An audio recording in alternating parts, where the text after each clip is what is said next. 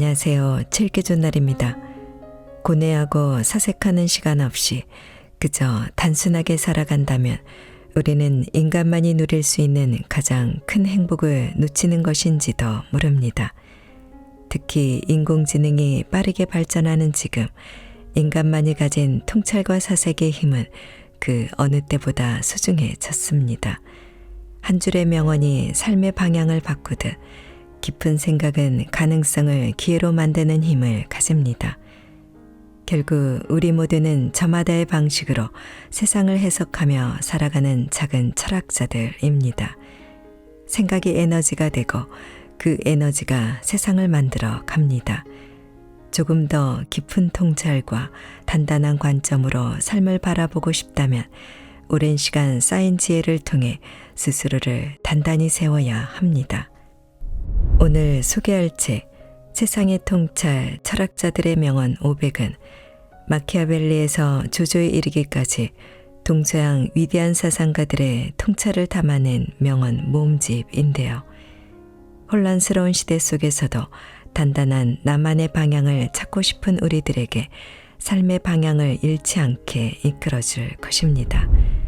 자, 그럼 지금부터 잠시 책 속으로 들어가 보겠습니다. 오늘도 책 읽기 좋은 날과 함께 좋은 시간 보내세요. 구독, 좋아요, 사랑합니다.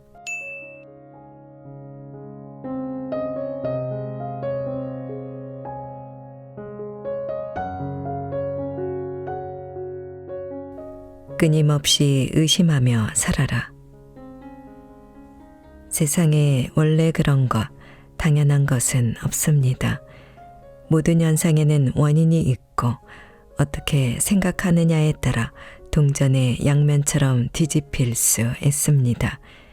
코페르니쿠스가 처음으로 지동설을 주장할 수 있었던 까닭은 그가 천동설을 의심했기 때문입니다.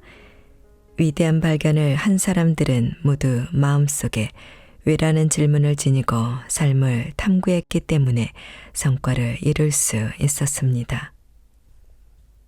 진실에 대한 탐구는 그 전까지 진실이라고 믿던 모든 것에 대한 의심으로부터 시작된다.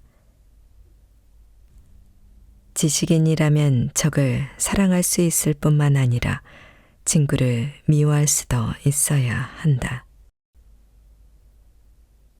강한 신념이야말로 거짓보다 더 위험한 진리의 적이다. 젊은이를 타락으로 이끄는 확실한 방법은 다르게 생각하는 사람 대신 같은 사고방식을 가진 이를 존경하도록 지시하는 것이다. 굳은 것은 한결같이 속인다.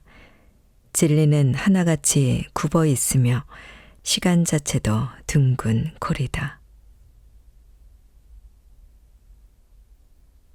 인간을 탐구하다. 마키아벨리는 정치적 집단을 이끄는 군주에 대해 말합니다. 그리고 현대사회에서도 우리는 크고 작은 집단에 속해 있습니다. 인간관계에서 능숙하게 주도권을 잡기 위해서는 먼저 인간에 대해 알아가야 합니다.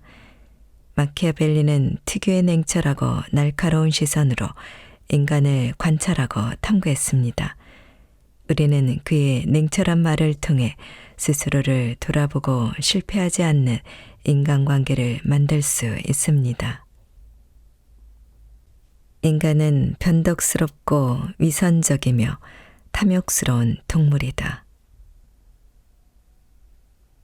인간은 두려움을 불러일으키는 자보다 사랑을 베푸는 자를 해칠 때 덜 주저한다.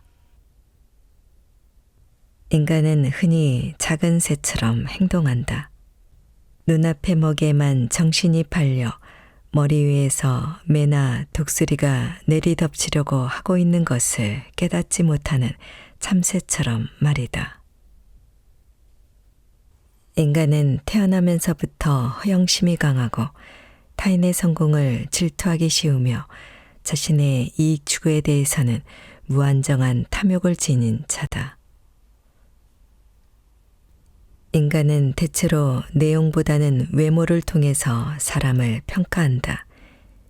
누구나 다 눈을 가지고 있지만 통찰력을 가진 사람은 드물다. 인간이란 것은 자기 자유 의지로 스스로 자신에게 자초한 상처나 그 밖의 병은 타인의 손으로 가해진 것만큼 고통을 느끼지 않는다. 인간관계와 자본. 현대인에게 가장 고민되는 것은 바로 인간관계와 돈입니다. 자본주의 사회에서 살아가기 위해서는 재화를 습득해야 합니다. 또한 인간은 사회적인 동물이므로 인간관계를 꾸려나가야 행복해질 수 있습니다.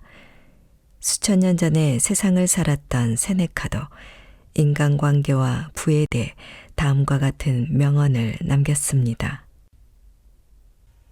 말해야 할 때와 침묵해야 할 때를 아는 것은 훌륭한 일이다. 당신이 행한 봉사에 대해서는 말을 아껴라. 허나 당신이 받았던 호의들에 대해서는 이야기하라. 부탁할 게 없다는 것이 얼마나 즐거운 일인지 생각해 본 사람은 거의 없다. 부는 지혜로운 사람의 노예이자 바보의 주인이다. 부를 견딜 수 없다는 것은 의지박약의 증거이다. 돈을 버는 방법이든 돈을 쓰는 방법이든 한 가지만 알면 부자가 될 수 있다. 진정으로 가난한 사람은 적게 가지고 있는 사람이 아니라 더 많은 것을 갈망하는 사람이다.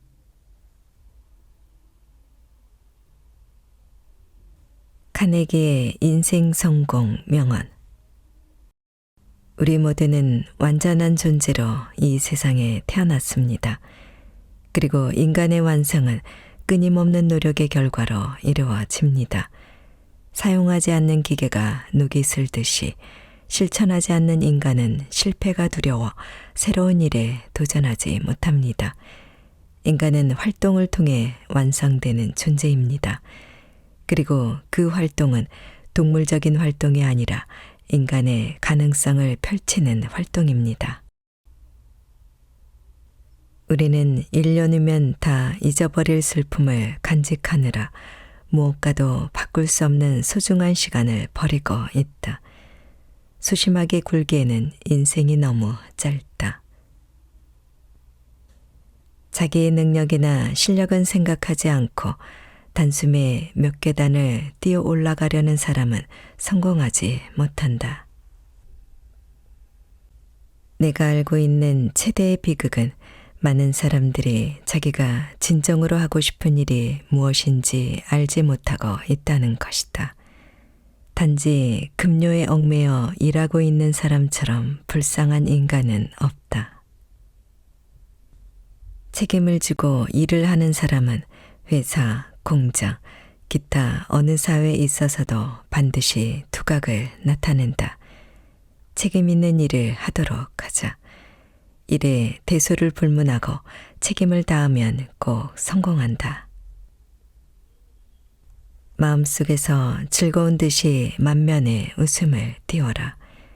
어깨를 쭉 펴고 크게 심호흡을 하자. 그러고 나서 노래를 부르자. 노래가 아니면 휘파람이라도 좋다. 휘파람이 아니면 콧노래라도 좋다. 그래서 자신이 사뭇 즐거운 듯이 행동하면 침울해지려 해도 결국 그렇게 안 되니 참으로 신기한 일이다. 미소는 만물의 영장인 사람만이 가지고 있는 특권적인 표현법이다. 이 귀한 하늘의 선물을 올바로 이용하는 것이 사람이다. 문지기에도, 사환 심부름꾼에게도, 안내양에게도, 그 밖에 누구에게나 이 미소를 지음으로써 손해나는 법은 절대로 없다. 미소는 일을 유쾌하게, 교제를 명랑하게, 가정을 밝게, 그리고 수명을 길게 준다. 쇼펜하우어가 남긴 지혜의 명언. 쇼펜하우어는 염세주의로 유명한 철학자 이전에 우리와 같은 사회인이었습니다. 노동하고 먹고 자고 사람들과 관계를 맺으며 살아가는 평범한 사람이었죠. 따라서 그는 원론적이고 어려운 이야기에서 벗어나 실생활에 적용할 수 있는 유용한 생활의 지혜도 남겼습니다. 돈을 빌려달라는 요청을 거절해서 친구를 잃는 일은 적다. 하지만 돈을 빌려줬다가 친구를 잃기는 쉽다. 돈은 바닷물과 같다. 마시면 마실수록 목이 말라진다는 점에서 그렇다. 하루는 작은 일생이다. 아침에 잠이 깨서 일어나는 것이 탄생이요. 상쾌한 아침은 짧은 청년기를 맞는 것과 같다. 그러다 저녁 잠자리에 누울 때는 인생의 황혼기를 맞는 것이라는 사실을 알아야 한다. 타인의 견해에 반론을 제기할 때 그의 동의를 얻기 위해서는 나도 전에는 그렇게 생각했었지만 하는 식으로 말하는 것보다 더 효과적인 방법은 없다. 후회란 자신을 고문하는 짓이다. 타인의 잘못을 고친다는 것은 거의 불가능한 일이다.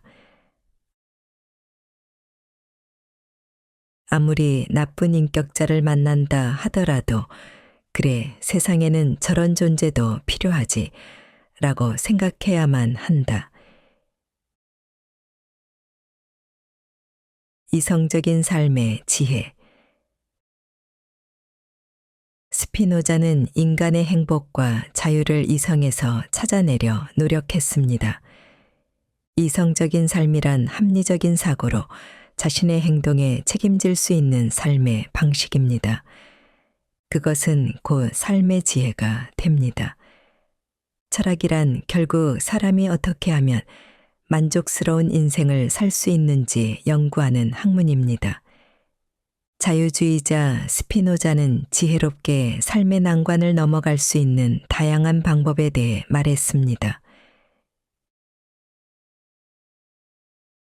진정한 미덕은 이성이 인도하는 삶이다.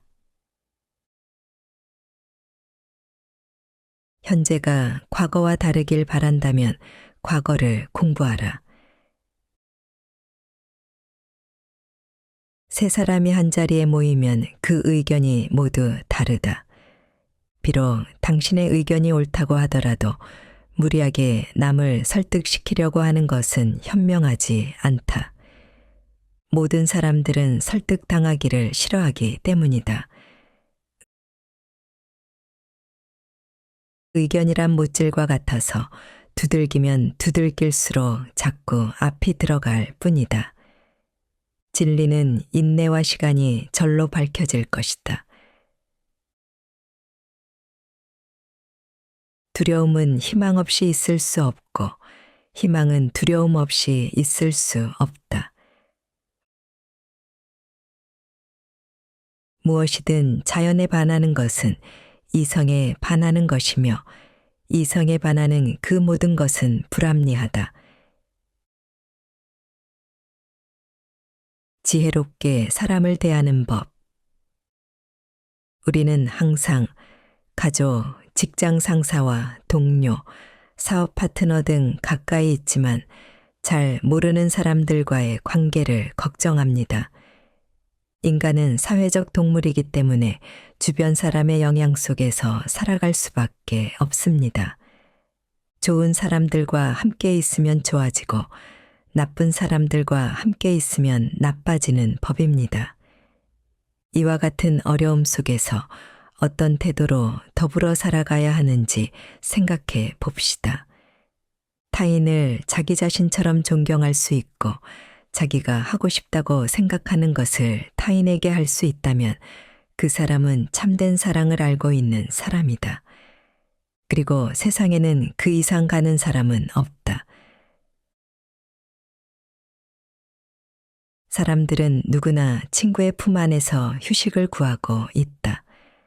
그곳에서라면 우리들은 가슴을 열고 마음껏 슬픔을 털어놓을 수 있기 때문이다.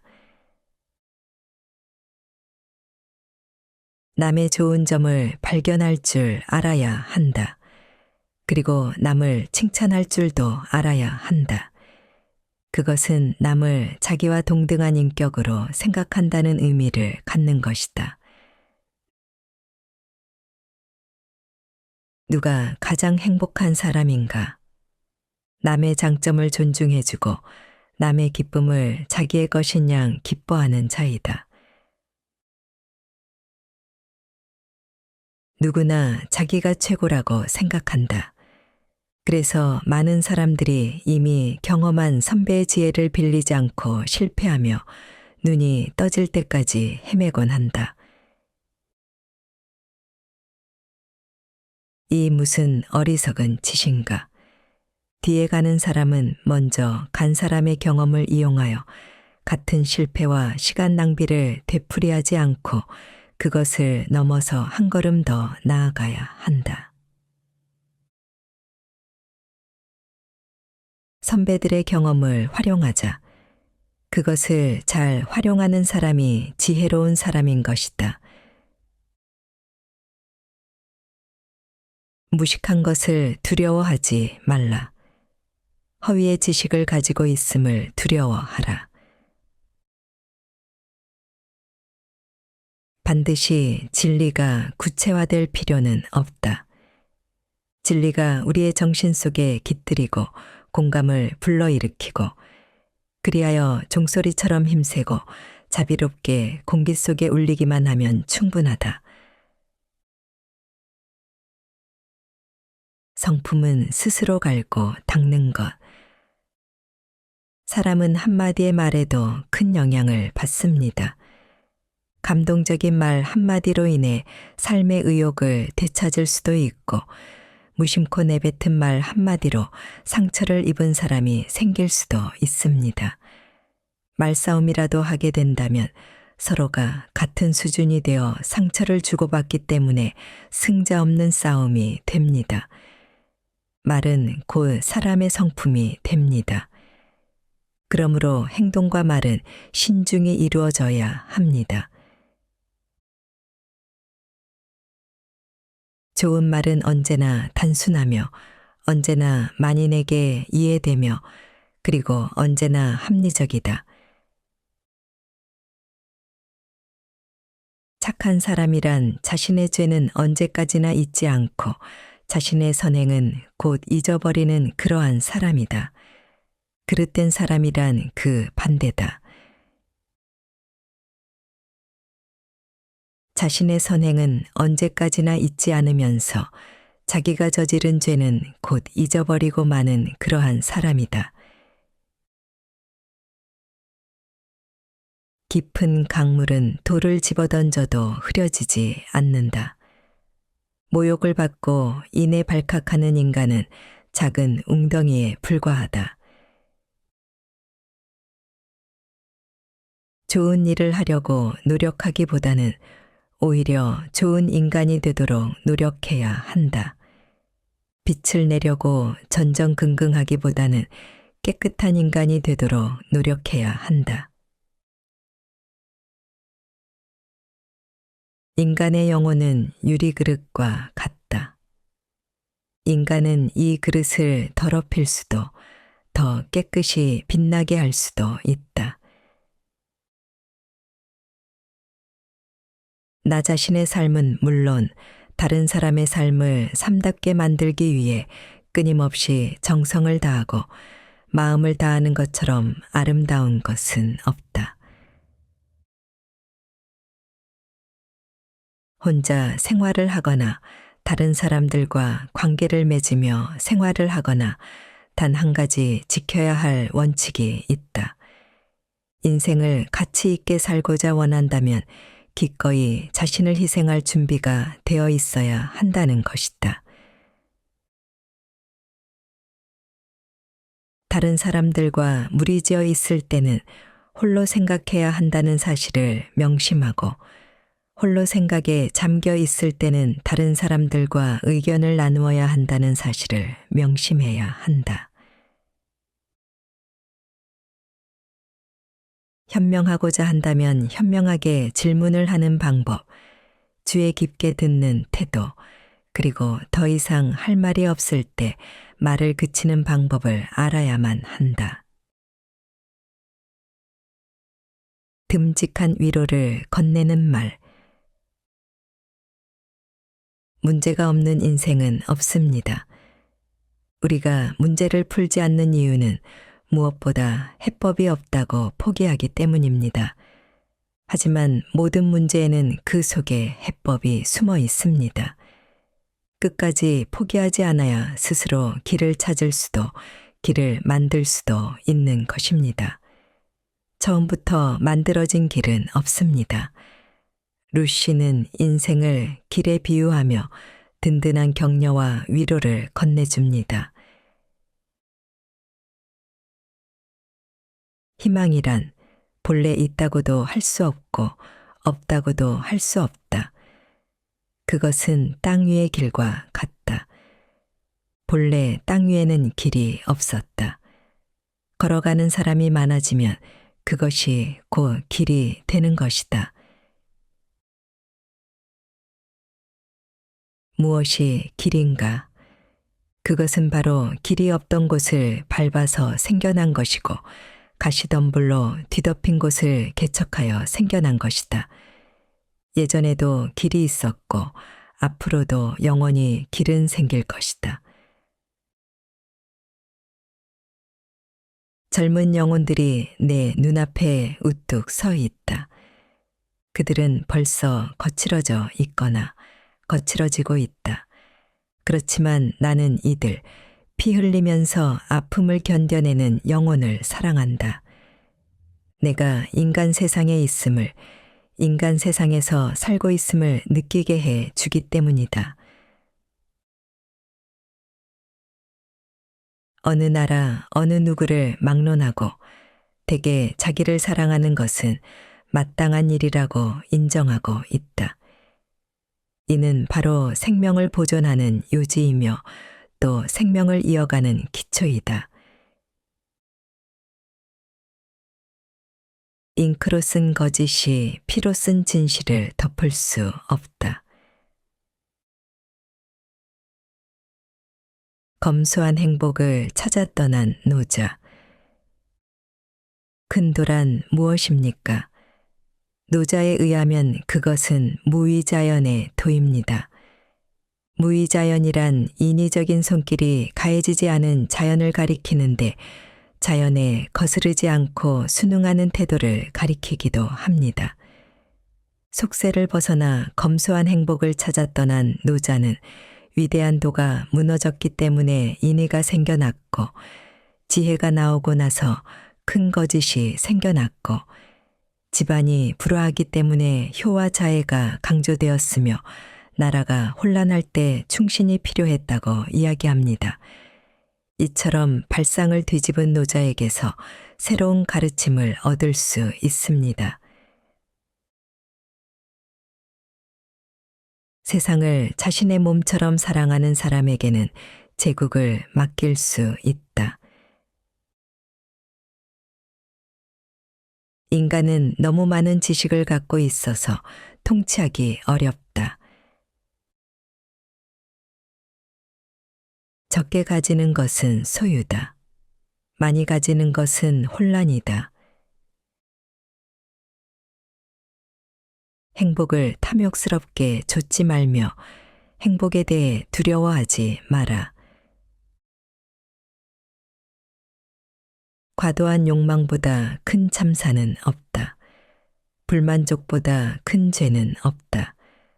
탐욕보다 큰 재앙은 없다. 발뒤꿈치를 들고 서 있는 사람은 오래 서 있지 못한다. 우울한 사람은 과거에 살고 불안한 사람은 미래에 살며 평온한 사람은 현재에 산다. 그릇은 비어 있어야 무언가를 담을 수 있다. 군자가 되기 위한 노력. 우리나라는 본디 유교 국가였습니다. 낡은 관습은 버리되 옛날 선비들이 추구했던 목표가 무엇이었는지 생각해 보면 조상의 가르침을 얻을 수 있습니다. 사대 성인으로 언급될 정도로 큰 변화를 이끌었던 위대한 스승공자의 말에서도 뜻깊은 교훈이 있습니다. 과거는 현재와 많은 차이를 갖고 있지만 인간의 감정과 생애는 크게 변화하지 않았기 때문입니다. 그것은 우리가 옛사람들의 명언에서 울림을 느낄 수 있는 이유이기도 합니다. 서두르려 하지 말고 작은 이익에 얽매이지 마라. 서두르면 달성하지 못하고 작은 이익에 집착하면 큰 일을 이루지 못한다. 지위가 없음을 걱정하지 말고 그 지위에 설 자격이 있는지를 걱정하라. 남들이 나를 알아주지 않음을 걱정하지 말고 스스로 알아줄 만한 사람이 되어라. 현명한 사람을 보면 그와 같이 되려고 생각하고 현명하지 못한 자를 보면 스스로를 돌아봐야 한다. 군자는 태어나나 교만하지 않다. 소인은 교만하나 태어나지 못하다. 법정 스님이 말하는 무소유. 이 세상에 태어나 얻는 모든 것들은 언젠가는 모두 잃을 것들입니다. 그것이 돈이나 집, 자동차와 같은 물건이든 지위나 권력, 명예와 같은 것이든 결국엔 모두 떨어져 나갈 것들입니다. 그런데 이런 것들을 얻고 소유하면서 집착이 생기고 나와 동일시하게 됩니다. 모든 것을 잃어도 정신은 잃지 말아야 합니다. 소유욕을 버리면 비로소 진정한 만족을 찾을 수 있습니다. 삶은 소유물이 아니라 순간순간에 있습니다. 영원한 것이 어디 있는가? 모두 한때일 뿐, 그러나 그 한때를 최선을 다해 최대한으로 살 수 있어야 한다. 우리가 무엇인가를 갖는다는 것은 한편 소유를 당하는 것이며 그만큼 부자유해지는 것이다. 우리가 무엇인가를 가질 때 우리들의 정신은 그만큼 부담스러우며 이웃에게 시기심과 질투와 대립을 불러일으킨다. 마음을 맑히기 위해서는 또 작은 것, 적은 것에 만족할 줄 알아야 한다. 살아가는데 꼭 필요 불가결한 것만 지닐 줄 아는 것이 바로 작은 것에 만족하는 마음이다. 하찮은 것 하나라도 소중히 여기고 그것을 소유할 수 있음에 감사하노라면 절로 맑은 기쁨이 샘솟는다. 그것이 행복이다. 우리는 필요에 의해서 물건을 갖지만 때로는 그 물건 때문에 마음을 쓰게 된다. 따라서 무엇인가를 갖는다는 것은 다른 한편 무엇인가에 얽매이는 것. 그러므로 많이 갖고 있다는 것은 그만큼 많이 얽혀 있다는 뜻이다. 빈 마음, 그것을 무심이라고 한다. 빈 마음이 곧 우리들의 본 마음이다. 무엇인가 채워져 있으면 본 마음이 아니다. 텅 비우고 있어야 거기 울림이 있다. 울림이 있어야 삶이 신선하고 활기 있는 것이다. 무소유란 아무것도 갖지 않는다는 것이 아니라 불필요한 것을 갖지 않는다는 뜻이다. 우리가 선택한 맑은 가난은 부보다 훨씬 값지고 고귀한 것이다. 행복의 비결은 우선 자기 자신으로부터 불필요한 것을 제거하는 일에 있다. 사람이 마음 편하게 살기 위해서 무엇이 필요하고 무엇이 필요하지 않은지 크게 나누어 생각할 줄 알아야 한다. 진정한 자기 자신이 되려면 자기를 억제할 수 있어야 한다. 인간을 멍들게 하는 분수 밖의 소유욕에 사로잡히게 되면 그 소유의 좁은 골방에 갇혀 드넓은 정신세계를 보지 못한다. 모든 것을 소유하고자 하는 사람은 어떤 것도 소유하지 않아야 한다. 모든 것이 되고자 하는 사람은 어떤 것도 되지 않아야 한다. 모든 것을 가지려면 어떤 것도 필요도 함 없이 그것을 가져야 한다. 버렸더라도 버렸다는 관념에서조차 벗어나라. 선한 일을 했다고 해서 그 일에 묶여 있지 말라. 바람이 나뭇가지를 스치고 지나가듯 그렇게 지나가라. 버리고 비우는 일은 결코 소극적인 삶이 아니라 지혜로운 삶의 선택이다. 버리고 비우지 않고는 새 것이 들어설 수 없다. 공간이나 여백은 그저 비어있는 것이 아니라 그 공간과 여백이 본질과 실상을 떠받쳐주고 있다. 베푸는 삶에서 행복을 찾아라. 우리는 모두 어린아이였습니다. 그때부터 우리는 공감하는 법을 배웠습니다. 공감 능력은 사회적 동물인 인간의 본성이겠지만 잘 길러내지 않으면 안으로 숨어버립니다. 그리고 사랑은 받는 것이 아니라 주는 것이라고 합니다. 인간의 본성 때문에 받는 것보다는 주는 것에서 더 기쁨을 느낄 수 있기 때문입니다. 하지만 받기만 해본 사람은 주는 기쁨을 알지 못합니다. 크고 진정한 기쁨은 남에게 베푸는 것에서 느낄 수 있습니다. 다른 사람이 행복하기를 바란다면 자비를 베푸세요. 그리고 스스로 행복해지기를 바랐을 때에도 자비를 베푸세요. 다른 사람의 경험을 자신의 것과 비교해 볼 줄 아는 능력은 공감력이라는 능력이며 이러한 능력은 누구에게서나 쉽게 찾아볼 수 있는 것이 아니다. 오직 도전의식과 진취적인 태도를 가진 사람만이 공감이라는 능력을 갖춘다. 죽음이 임박했다는 의식은 사람들에게 자기 일을 완성하는 방법을 가르친다. 존재하는 모든 일 가운데서 언제나 완전하게 성취될 수 있는 일은 오직 한 가지다. 현재 사랑하는 것이 그것이다.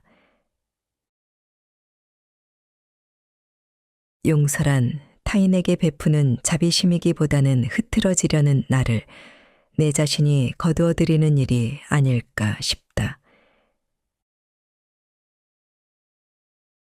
나눔의 삶을 살아야 한다. 꼭 물질적인 것만이 아니고 따뜻한 말을 나눈다든가 아니면 시간을 함께 나눈다든가 함께 살고 있는 공동체와의 유대가 절대적으로 필요하다. 깨달음에 이르는 데는 오직 두 길이 있다. 하나는 자기 자신을 속속들이 지켜보면서 삶을 거듭거듭 개선하고 심화시켜가는 명상의 길이고 다른 하나는 이웃에 대한 사랑의 실천이다.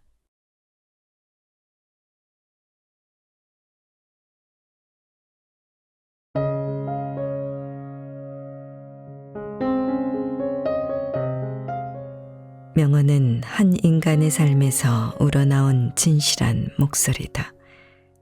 명언 한 줄에서 시대를 초월하는 지혜를 발견한다.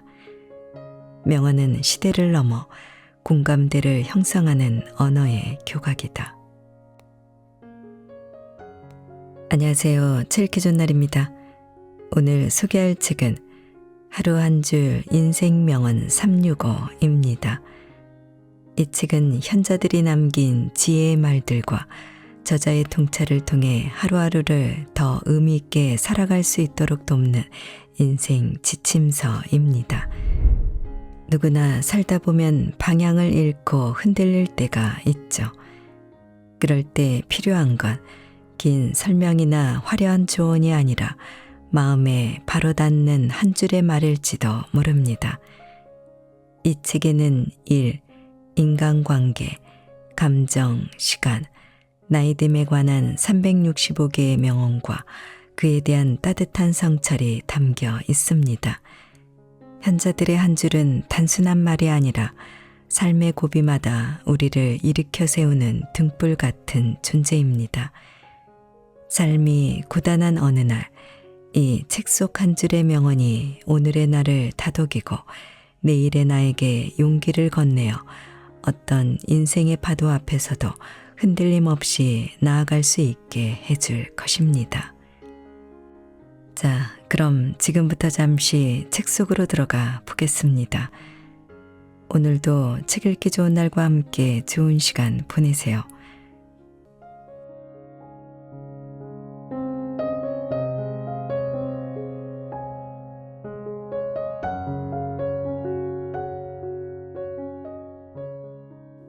내 운명을 남에게 물어보고 다니지 말라.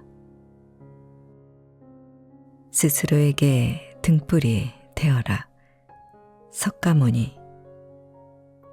우리는 우주의 일부이지만 동시에 우주를 탐구하고 이해하며 자신의 운명을 개척하는 존재다. 칼 세이건. 가장 현명한 사람은 자신만의 방향을 따른다. 에우리 피데스. 타인을 아는 사람은 지혜로운 자이나 자신을 아는 사람은 깨달음을 얻은 자이다. 노자. 인생은 자신을 찾는 것이 아니라 자신을 만들어가는 것이다. 조지 버나드 쇼. 당신이 할 수 있다고 믿든 할 수 없다고 믿든 믿는 대로 될 것이다. 헨리 포드. 우리 사회에서 점집의 존재감은 무시할 수 없을 정도로 크다.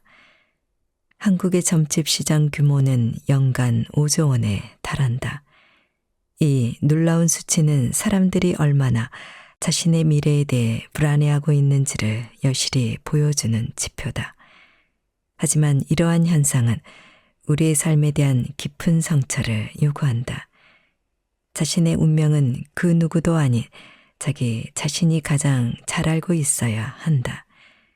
우리는 왜 자신의 운명을 남에게 물어보고 다니는 것일까? 우리는 자신의 꿈, 열정, 능력, 그리고 한계를 누구보다 잘 이해하고 있다. 그럼에도 불구하고 많은 이들이 점집을 찾는 이유는 바로 자신의 삶에 심은 것이 없기 때문이다. 노력과 투자 없이 결실을 바라는 것은 어불성설이다. 농부가 씨앗을 뿌리지 않고 수확을 기대할 수 없듯이 인생도 마찬가지다. 불안의 근원은 인정하고 싶지 않아도 자신이 잘 알고 있을 것이다. 남들에게 야박한 말을 하고 옳은 행동을 하지 않으며 양심적으로 살지 않는다.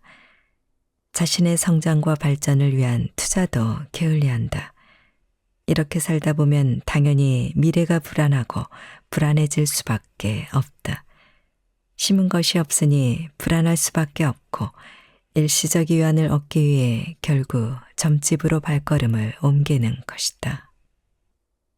미래에 대한 불안감과 궁금증을 해소하고 싶어하는 심리를 이용해 일부에서는 미래를 예측하고 조언해주는 서비스를 제공하고 있다. 하지만 미래는 유동적이다. 그 누구도 정확하게 예측할 수 없다. 근본적인 해결책이 될 수 없는 것이다. 다른 사람이 내 삶에 대해 나보다 더 잘하는 방법은 없다. 점쟁이가 아니라 점쟁이 할아버지도 지구상의 그 어떤 누구도 내 삶에 대해서 더 잘 아는 사람은 없다.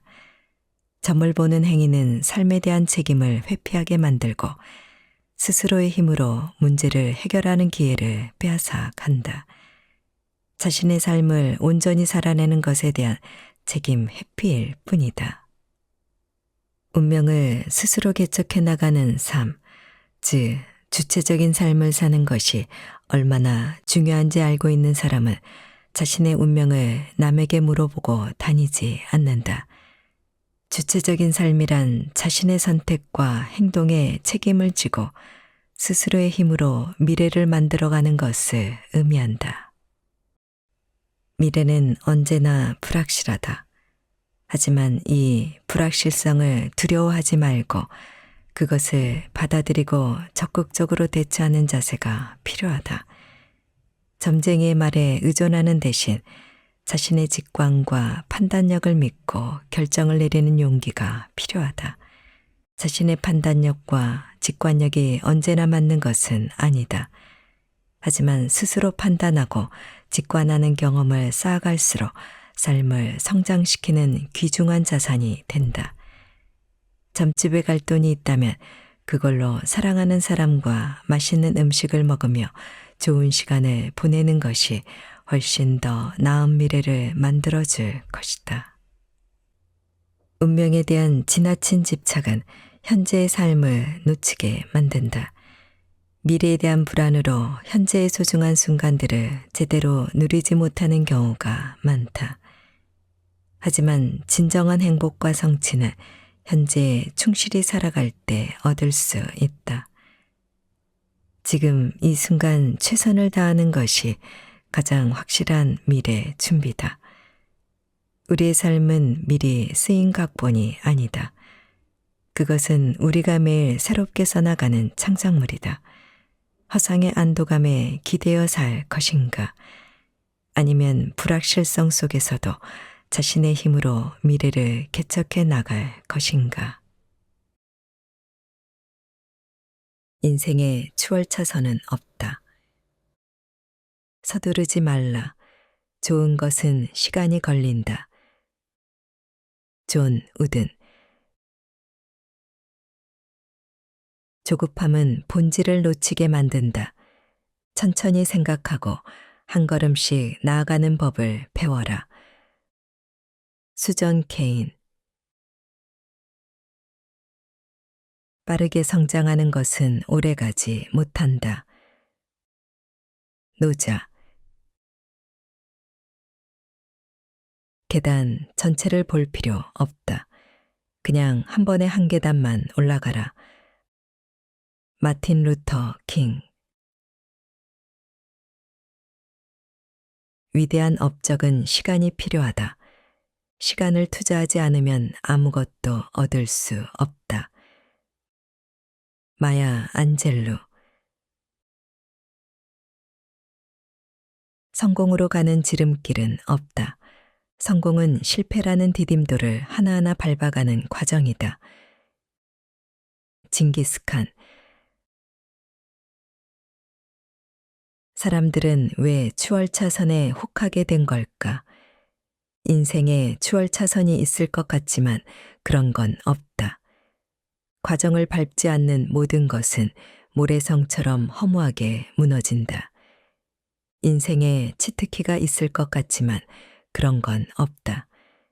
돈 많은 부모를 만나는 게 인생의 치트키라는 말이 있지만 오히려 근성이 부족할지도 모른다. 부자가 3대를 못 간다는 말이 있듯이 선대의 재산을 지키려면 스스로 성장하는 과정을 거쳐야 한다. 추월차선이 있다고 믿고 싶어 하는 건 사회의 복잡한 심리와 관련이 있다. 우리는 끊임없이 비교와 경쟁 속에서 살아간다.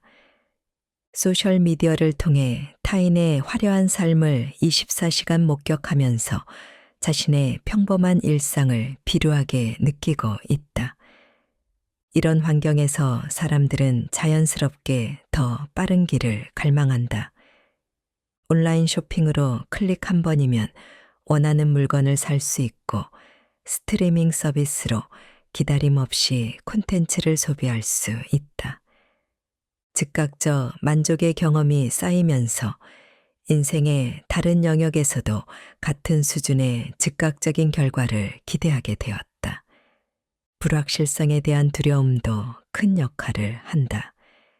정직하게 한 걸음씩 나아가는 과정은 결과를 예측하기 어렵게 보이기도 한다. 반면 추월차선이라는 환상은 확실한 성공을 약속하는 것처럼 보인다. 마치 복권을 사는 심리와 비슷하다. 당첨 확률이 극히 낮다는 것을 알면서도 사람들은 혹시나 하는 기대를 버리지 못한다. 미디어는 한순간에 성공한 사람들의 이야기를 강조해서 보도한다. 그 이면에 있는 수많은 노력과 실패, 좌절의 순간들은 잘 드러나지 않는다. 사람들은 결과만 보고 나도 저렇게 될 수 있을 것이라는 환상을 품는다. 중국 당나라의 한유는 원도라는 글에 이렇게 썼다. 날카로운 칼날도 하루아침에 만들어지지 않고 천리길도 하루아침에 이루어지지 않는다. 그는 제자들에게 늘 성급함을 경계하라고 가르쳤다. 당시에도 과거 시험에 빨리 합격하려고 벼락치기를 하거나 권력자에게 아부해서 출세하려는 사람들이 많았다. 그렇게 이룬 성공은 오래가지 못했다. 빠른 성공은 무르익고 성장할 틈을 주지 않는다. 오죽하면 인생 3대 재앙 중 첫 번째가 초년 성공이겠는가. 남의 길을 빠르게 따라가거나 지름길을 찾다 보면 자신만의 방식을 만들지 못하기에 위기가 왔을 때 허무하게 무너진다. 결국 처음부터 다시 시작할 수밖에 없다. 씨앗이 빨리 자라게 하려고 매일 줄기를 억지로 잡아당기면 어떻게 될까? 식물은 죽고 만다. 성장에는 반드시 그만한 시간이 필요하다. 추월차선을 찾는 사람은 어떤 분야에서도 전문성을 쌓지 못하고 꾸준히 해온 것이 없어 다시 시작할 기반도 없다. 결국 남는 것은 후회뿐이다. 추월차선은 결국 더 먼 길로 돌아가게 만드는 지름길인 셈이다. 피닉스 야자나무는 처음 10년 동안 자라지 않는 것처럼 보인다. 이 기간 동안 깊고 넓게 뿌리를 내리고 있다가 일단 열매를 맺기 시작하면 100년 동안 꾸준히 대추야자를 생산한다. 수확이 늦다고 조급해하며 안달복달하는 농부도 있지만 견디고 기다린 농부들은 연간 100kg의 대추야자 열매를 얻는다. 피닉스 야자나무처럼 사람의 성장도 충분한 시간과 과정이 필요하다. 빨리 성과를 내려고 조급해하거나 다른 사람의 속도에 맞추려 하지 않아도 된다. 각자의 시기에 맞춰 자신만의 열매를 맺으면 된다. 지금 당장 눈에 보이는 결과가 없다고 해서 실패한 것이 아니다. 보이지 않는 곳에서 끊임없이 성장하고 있다. 추월차선이 없다는 것은 오히려 다행이다. 그래야 자신만의 시간으로, 자신만의 방식으로 단단해질 수 있다. 나이 듦은 상실이 아닌 획득의 과정이다. 젊을 때는 세상을 감각적으로 받아들이고 경험하는 데 집중했다. 나이가 들면서 우리는 그 경험들을 깊이 있게 바라보고 의미를 찾는 능력을 갖추게 된다. 메리언 울프. 젊음은 인생의 한 시기이고 늙음은 예술이다. 프랭크 로이드 라이트. 시간은 신체를 약하게 할 수 있지만 영혼은 더 강하게 만든다. 헬렌 켈러. 젊음은 낭비할 수 있는 사치이지만 지혜는 나이 들어야만 얻는 선물이다. 오스카 와일드. 우아하게 늙어가는 것은 예술이다. 존 퀸시 애덤스. 나이 들에 따라 우리는 더 많은 경이로움을 배우고 더 깊은 평화를 찾게 된다. 파울로 코엘료. 우리는 나이가 들어도 그때그때마다 새로운 것이 될 수 있다. 성숙은 과거와 현재를 잇는 살아있는 연결이다. 윌리엄 제임스. 로마법의 기초를 세운 철학자 키케로는 무모함은 젊음의 소산이고 지혜는 노년의 소산이라고 했다. 키케로가 말한 지혜는 단순히 많은 것을 아는 지식과는 다르다. 그것은 삶의 굽이길에서 배운 통찰력이며 시행착오를 통해 얻은 균형 감각이다. 젊었을 때는 세상의 모든 것이 흙과 백으로 보였다면 나이가 들수록 삶의 다양한 회색지대를 이해하게 된다. 타인의 실수를 너그럽게 바라보게 되는 것도 복잡한 상황 속에서도 평정심을 유지할 수 있는 것도 연륜의 산물이다. 나이 듦은 상실이 아닌 획득의 과정이다. 쇠퇴가 아닌 성숙이다. 나이가 들수록 더 깊어지고 더 지혜로워지며 더 자유로워진다. 이것은 연륜이 가진 고유한 아름다움이자 축복이다. 시간이 흐를수록 더 깊어지는 통찰력, 더 너그러워지는 마음, 더 선명해지는 삶의 의미. 이것은 노년에게 허용된 특별한 아름다움이다. 나이 듦을 두려워하지 않고 새로운 삶의 지평을 발견할 수 있다.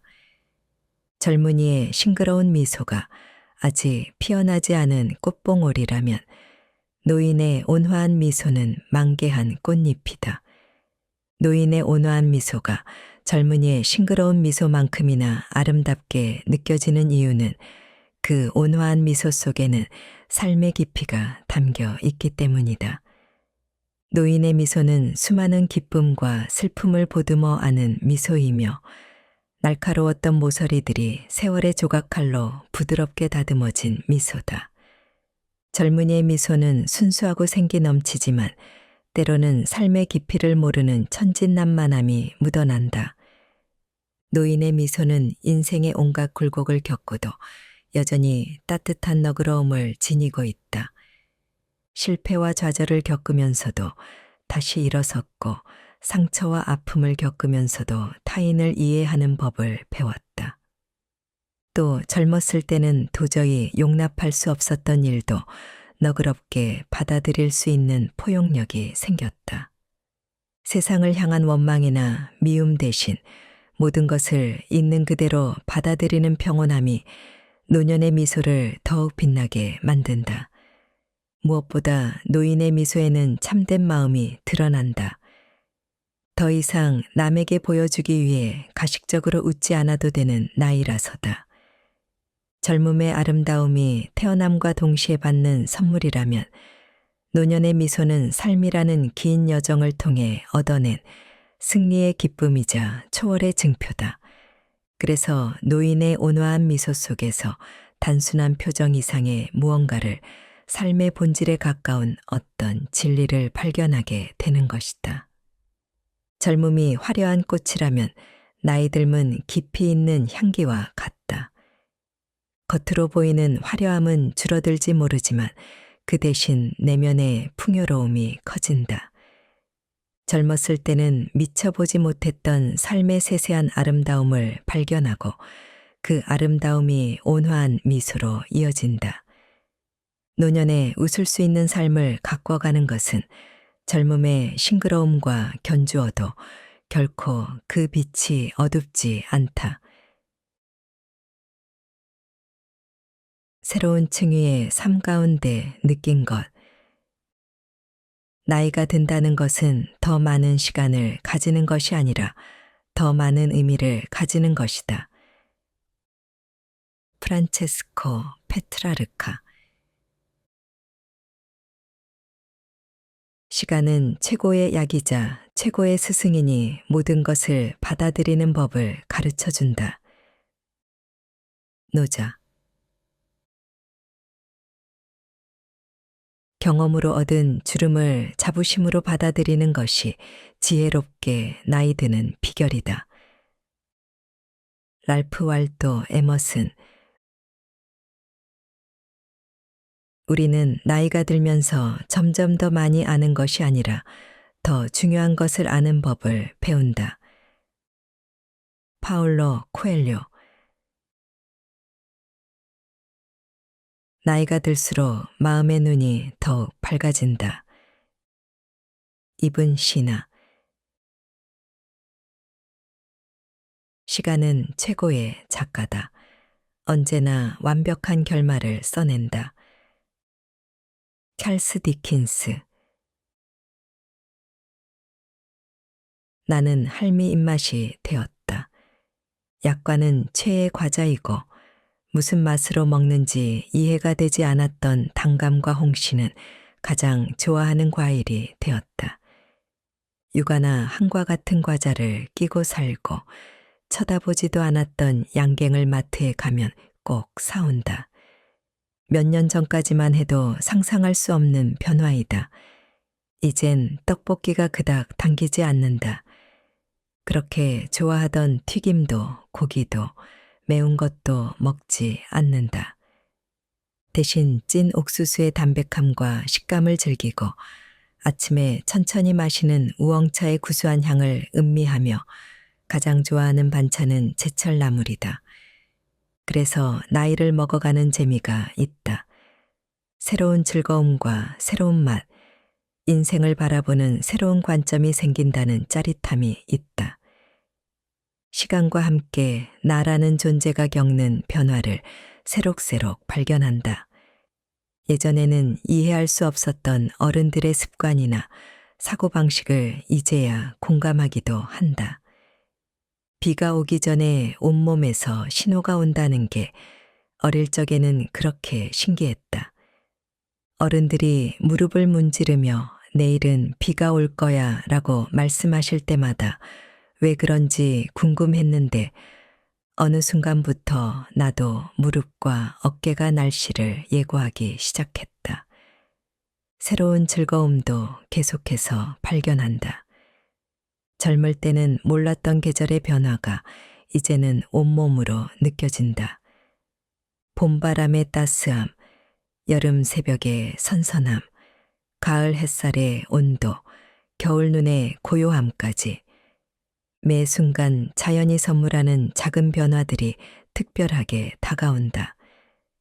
꽃만 보면 좋아 어쩔 줄 모르면서 연신 사진을 찍는 어르신들의 모습이 이제는 나의 모습이 되었다. 운전이 거친 편이라 과속 방지턱을 넘을 때면 머리를 천정에 콩 하고 부딪힐 정도였는데 차분하게 운전하는 편안함을 알게 되면서 더 이상 혈기를 이상한 데 쓰지 않는다. 25살의 나이에 노화가 멈춰 영원한 젊음을 누리고 사는 영화 인타임을 보며 그들을 부러워했다. 하지만 이제는 나이가 들면서 새로운 변화를 겪다 보니 젊은 육체로 영원히 산다는 것이 얼마나 지루한 일인지 알게 되었다. 변화 없는 삶이란 얼마나 단조로운가. 25살의 육체적 나이로 세상을 바라본다면 노화를 경험할 수 없기에 깊이 있는 통찰도 늙어가면서 우러나오는 지혜도 얻을 수 없을 것이다. 나이 들면 새로운 층위의 삶을 경험하게 해주는 선물이다. 영원한 젊음은 영원한 미완성을 의미하는 것일지도 모른다. 미완성으로 남은 그림처럼 깊이를 더해가지 못하는 삶이 될 수 있다. 영원한 젊음보다 소중한 것은 매 순간 새로운 나를 발견하는 기쁨이다. 시간이 흐르면서 겪는 모든 변화가 결국 나를 매일 새로운 사람으로 만들어준다. 앞으로 다가올 변화도 기대된다. 어떤 새로운 맛을 알게 될지, 어떤 즐거움을 발견하게 될지 궁금하다. 이런 변화들은 마치 새로운 언어를 배우는 것과 같다. 처음에는 낯설고 어색하지만 시간이 지날수록 자연스럽게 내 것이 된다. 그 언어로 세상을 바라보면 전에는 보지 못했던 새로운 의미와 아름다움이 보인다.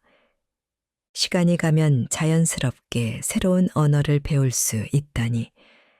나이 든다는 것은 긴 인생에서만 맛볼 수 있는 경이로운 과정이다. 인연의 흐름은 자연스럽게 놓아두자. 사람을 대할 때는 불을 대하듯 하라. 다가갈 때는 타지 않을 만큼, 멀어질 때는 얼지 않을 만큼 하라. 디오게네스.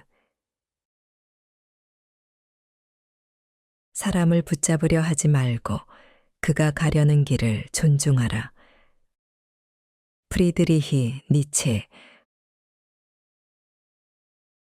관계를 억지로 유지하려 하면 그 관계는 나를 무겁게 한다. 마하트마 간디. 당신이 누군가를 사랑한다면 그를 자유롭게 하라. 그것이 진정한 사랑이다. 석가모니. 사람이 떠날 때 놓아주는 법을 배우고 다시 만날 때 따뜻하게 맞이하는 법을 배운다. 장폴 사르트르. 소중한 사람을 자유롭게 해주어라. 돌아오면 당신의 사람이고 그렇지 않으면 처음부터 당신의 사람이 아니었다. 리처드 바크. 인연이 되어 나에게 오려는 사람을 억지로 막으면 흐름이 꽉 막히게 된다. 사람을 너무 가려서 만나는 것도 결국에는 자신에게 좋지 않은 결과로 돌아온다. 이 사람도 싫고 저 사람도 싫으면 지구에 사는 것 자체가 힘들고 삶이 고통스러워진다. 사람을 너무 내 기준에만 맞추고 그 기준에 맞지 않는 사람을 걸러내다가 결국엔 외로움에 몸을 떨게 된다. 가려는 사람은 그냥 가게 내버려 둔다. 가려는 사람을 놓아주지 않으면 새로운 만남을 막고 흐름도 부자연스러워진다. 인간관계는 쉽지 않다. 사람 속은 모르는 게 맞다. 나도 내 속을 잘 모르겠는데 어떻게 남의 속을 알 수 있을까? 나도 내 속을 잘 모르는데 어떻게 남이 내 속을 알아주길 바랄 수 있을까? 남의 속을 억지로 캐내려고 하는 것도 상대방에게 유쾌하지 않은 일이다. 우리 모두 완벽하지 않기에 오해가 생기고 틈이 벌어져 사이가 멀어질 수 있다. 인연의 흐름은 자연스럽게 놓아두자. 내게서 멀어지려고 하는 사람이 있다면 쿨하게 보내주자. 달이 차면 기울어지듯이 서로의 연이 닿아 헤어지려고 하는 것은 자연스러운 현상일지도 모른다.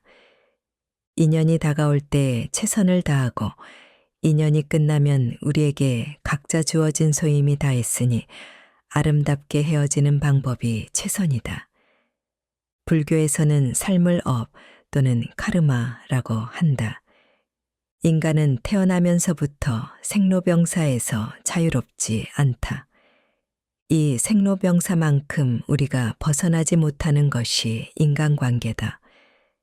관계 속에서 기쁨, 희망, 절망, 사랑, 미움, 배신 등 여러 가지 감정을 겪으며 살아간다.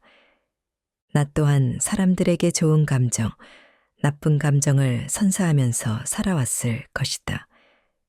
나도 사람이니 완벽할 수 없다. 남에게 완벽함을 바라서도 안 된다. 이것을 받아들이고 나니 다가오는 사람을 막지 않게 되었고 헤어짐이 고통스럽지만 가는 사람을 막지 않게 되었다. 내게 주어진 인연에 최선을 다했다면 집착하지 않는 태도가 필요하다. 모든 만남과 헤어짐에는 그 나름의 의미가 있다. 만남과 헤어짐 또한 삶을 이해하게 되는 큰 가르침이다. 모든 인연을 물 흐르듯 흘러가게 하라. 인연을 내 뜻대로 조종하려 할수록 그 흐름이 내 마음과는 반대로 간다. 결국 상처받는 것은 나다. 인연을 있는 그대로 받아들이는 것이 삶의 번민과 고통을 줄이고 마음의 평화를 찾는 길이 될 것이다. 누군가의 별이 아닌 나만의 별로 살아가라. 당신만의 열정을 가지고 계속해 나아가라. 모든 꽃은 저마다의 속도로 피어난다. 수직하셈. 모든 사람의 마음에 들려고 하다가는 아무도 사로잡지 못한다. 존 스튜어트 밀. 남의 그림자를 밟으려 할수록 자신의 발자국은 사라진다. 장자. 세상은 우리가 어떻게 살아야 하는지에 대해 끊임없이 말한다. 하지만 가장 중요한 건 내가 어떻게 살 것인지 정하는 것이다. 다른 사람들이 나를 어떻게 생각하든 그건 그들의 생각이다. 내가 내 삶을 살고자 하는 마음이 중요한 것이다. 베르길리우스. 당신이 타인의 기대에 맞추려고 한다면 결국 그 기대만큼 작은 존재가 될 것이다. 마하트마 간디. 특별해지기 위한 마법은 필요하지 않다. 당신은 이미 특별하다. 그 누구도 아닌 당신이지 않은가. 매직 존슨. 전국시대 한 상인이 특이한 초록빛 진주를 가지고 있었다. 당시 모든 사람은 순백색의 진주만을 진정한 보물로 여겼다. 시장에서 상인들은 그의 초록빛 진주를 보고 비웃었고 손님들은 관심조차 보이지 않았다. 이런 특이한 색의 진주는 팔 수 없을 것이요. 차라리 일반적인 흰 진주를 구하시는 게 좋지 않겠소. 진주가 초록빛이라니 불순물이 섞인 게 분명하오. 반값에라도 팔아야 할 것이요. 하지만 이 상인은 자신의 진주가 가진 독특한 가치를 믿었다. 수많은 진주를 보아온 그였기에 이 초록빛 진주의 특별함을 알 수 있었다. 상인은 그러한 자신의 안목을 믿었다. 많은 이들의 조롱과 충고에도 불구하고 진주의 가치를 낮추지 않았다. 시간이 흘러 소문이 퍼졌고 마침내 왕이 이 진주의 관심을 보였다. 왕은 첫눈에 이 진주의 독특한 아름다움에 매료되었다. 수많은 흰 진주를 보아온 왕에게 이 초록빛 진주는 신선한 감동으로 다가왔다. 결국 왕은 천금을 주고 이 진주를 구입했고 당시 최고가의 거래로 기록되었다. 많은 사람이 자신의 독특한 개성을 숨기고 대중의 취향과 기준에 맞추려 한다. 회사에서, 학교에서, 일상의 모든 순간에서 우리는 보편적인 기준에 부합하라는 압박을 받는다. SNS에서 좋아요를 많이 받기 위해 자신의 진짜 모습을 감추고 조회수를 높이는 콘텐츠만 올리는 것처럼 모두에게 인정받는 것에 집착한다. 하지만 이것은 마치 초록빛 진주를 억지로 하얗게 만들려는 것과 같다. 진정한 가치는 독특함에서 온다. 자신만의 색깔을 지키는 것은 쉽지 않다. 초록빛 진주의 상인처럼 비웃음과 거절을 경험하게 될 것이다. 하지만 중요한 것은 그 과정에서 자신의 가치를 잃지 않는 것이다. 모든 사람에게 사랑받으려 노력하는 것은 결국 누구에게도 깊은 인상을 남기지 못한다. 초록빛 진주는 결국 자신의 가치를 알아보는 왕을 만났다. 독특한 재능과 개성도 그것을 진정으로 이해하고 인정해주는 사람들을 결국 만나게 된다. 자신의 독특함을 진정으로 이해하고 사랑해주는 사람들이 있다면 그것으로 충분하다. 중요한 것은 그 과정에서 자신의 본질을 잃지 않는 것이다.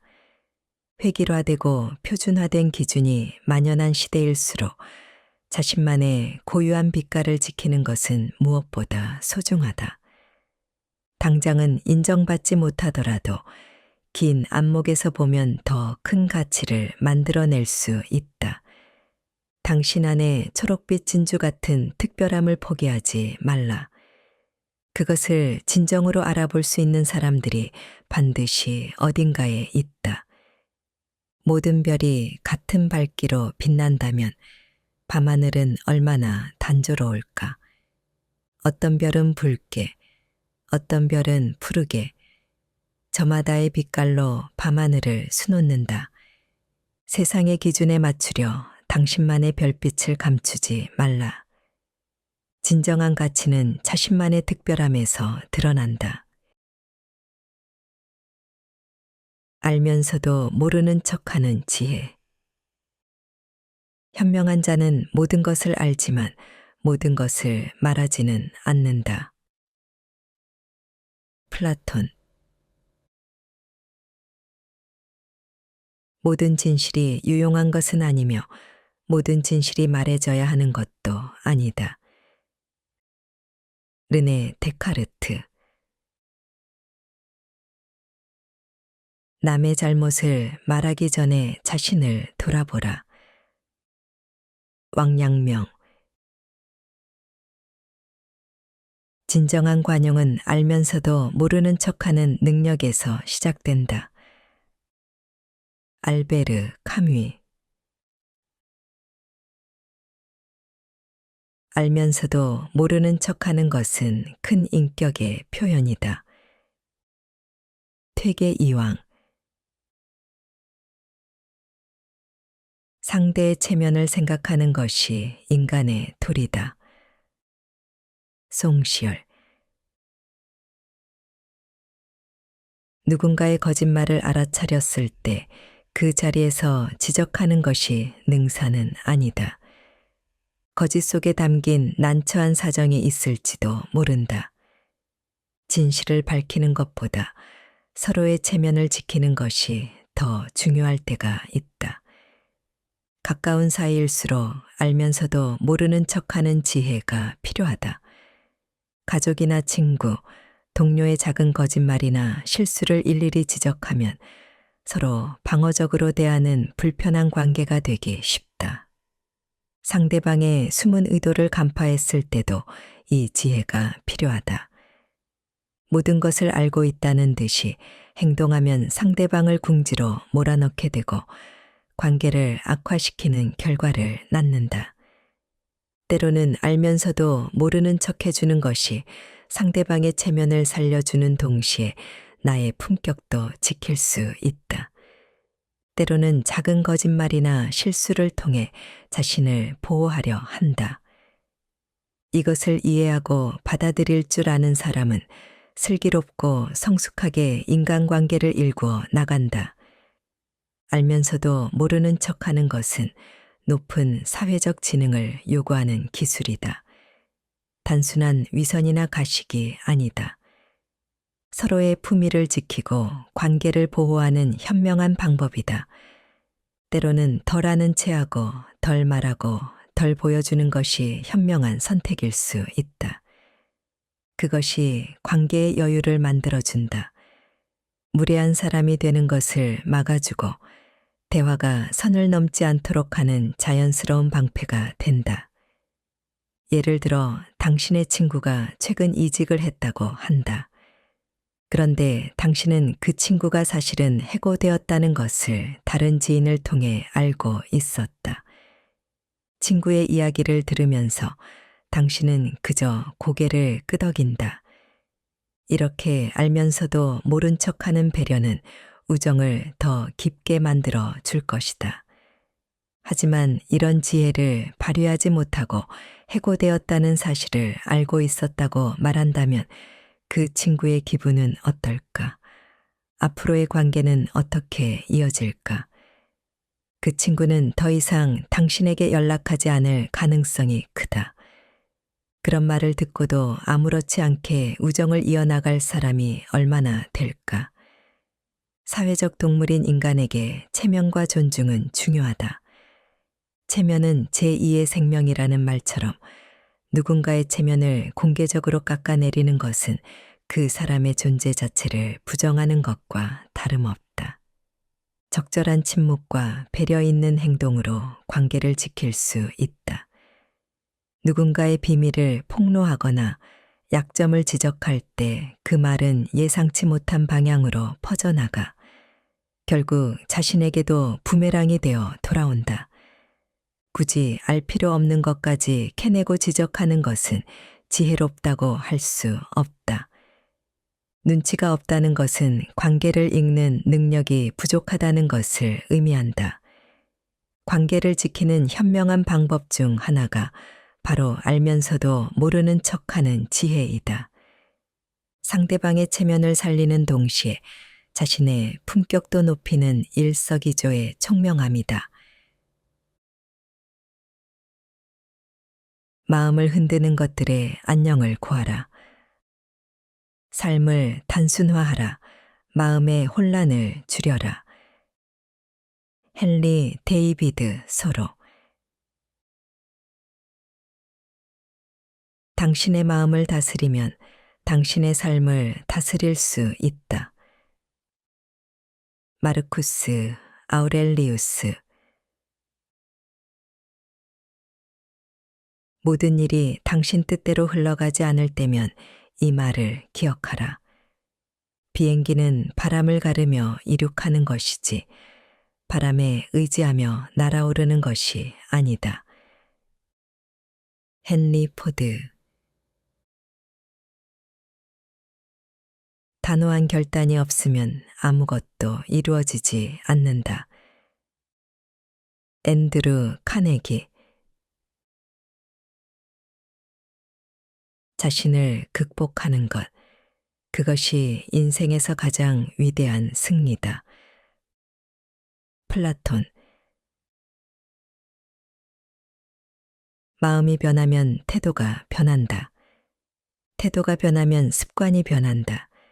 습관이 변하면 인격이 변한다. 인격이 변하면 인생이 변한다. 앙리 프레데릭 아미엘. 모든 일의 시작은 마음을 다잡는 것이다. 단단한 마음가짐 없이는 어떤 일도 제대로 이룰 수 없다. 마음을 잡는 데 집중하지 않는다면 이리저리 흔들리기만 하다가 인생을 낭비한다.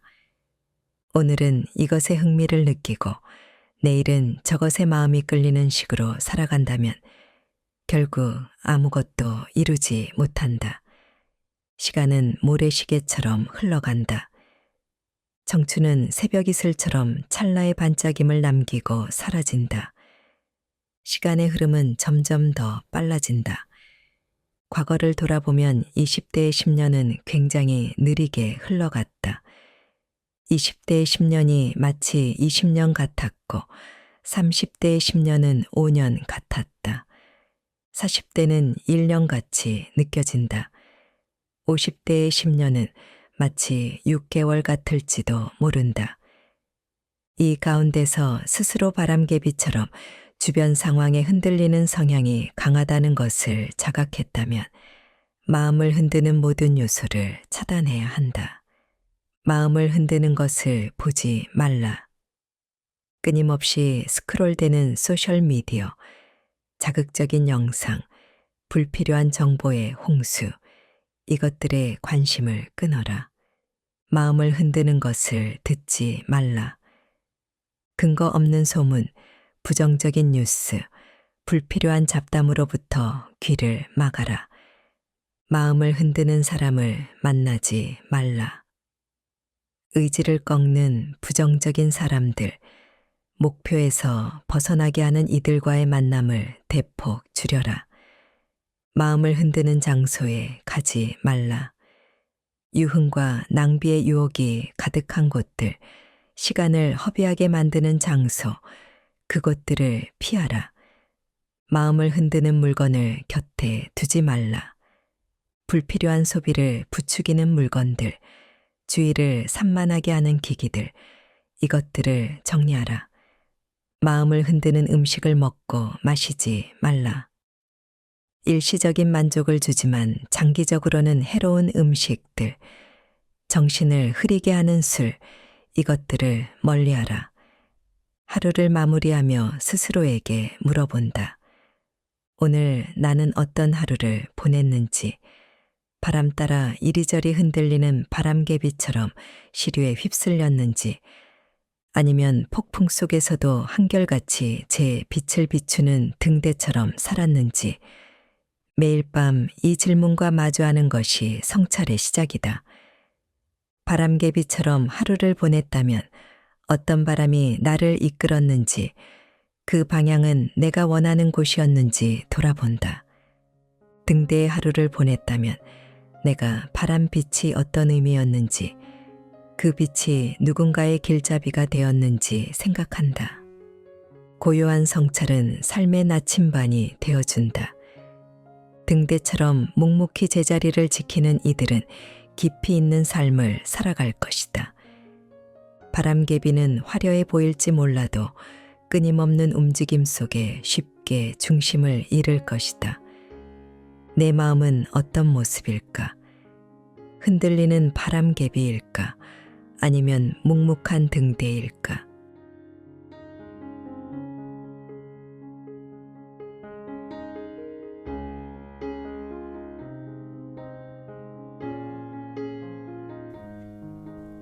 책 읽기 좋은 날 오늘은 여기까지입니다. 안전하고 포근한 시간 되세요. 사랑합니다.